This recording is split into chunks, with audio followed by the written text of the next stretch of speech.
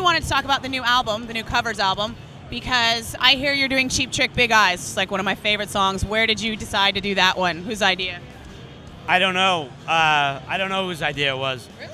Yeah, we started tracking that one almost 4 years ago and literally just finished it about a month ago. So it was kind of a work in progress for a long time. So that's why I have no idea initially whose idea it was to play that song. We've been doing covers since our first album, and they always just come out of us.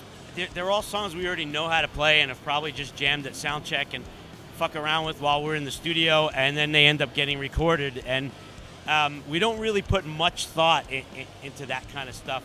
It's always basically just for our enjoyment, and then eventually they get finished and eventually they come out.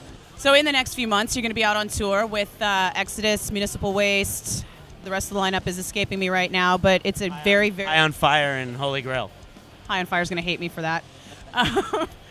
It's a very thrashy, very kind of old school feeling, and in some cases, definitely old school lineup. Did you guys have any input in that? We were very much involved in the bands. You know, we didn't want to actually go out again in the States. We felt like we had been through the States a few times on this cycle already, and we were kind of like, do we really want to play some of these markets again? Like, we kind of felt like maybe we were, you know, oversaturating some places, and they kept coming back to us saying, well, you could have this band and you could have this band, and we think the package is going to be awesome, and it really kind of, in a sense, sells itself. And, you know, we just didn't want to end the, you know, all this great work we've done on worship music and like going out and playing places again and maybe not selling out, which would suck.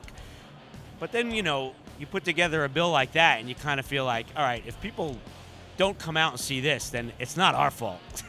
Right. Like, it's such a great bill, and so far so good, because tickets are doing really well, and, you know, and rightly so, I think, because we put together a great bill. Tickets aren't expensive. We're playing the right venues, and you know, how can you mean you can't beat just even if it was just Anthrax Exodus? I mean, come on, like, who doesn't want to see that? To be able to come see these 5 bands at the same night for the, you know, for this ticket price, it's, you know, you can't beat that. You certainly can't complain about it. Let's put it that way. So after that tour, does Anthrax have a full plate, or do you get a break and go back to Damn Things or another project? No.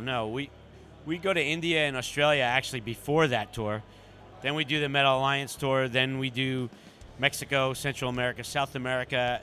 Then we get a little break, and then we go back to Europe and finish off at European festivals. And that'll be like the official end, I think, of the touring cycle for worship music. And I think if I counted right, this way, if I counted right, we'll have done exactly 200 shows by the end of this the end of this cycle, which we haven't done that many shows for one record, I think, since Among the Living. After that, do you have a plan, or are you guys just like taking a the break? plan is definitely to start focusing on a new record. You know, there's no reason to stop the energy right now. Things, for me anyway, things have been, you know, going really well with the band. So I would think we would just start focusing on getting back into the studio and on new material and all that. As, you know, September, whenever, right in the fall, as soon as the touring ends. So does that put Damn Things on hiatus? Damn Things has been on hiatus for 2 years now. It's, yeah, there's no, Damn Things was only ever meant to be because we had a window of opportunity to do it, but we all obviously have our day jobs, so to speak. So, yeah, whether or not we ever get to do that again, who knows?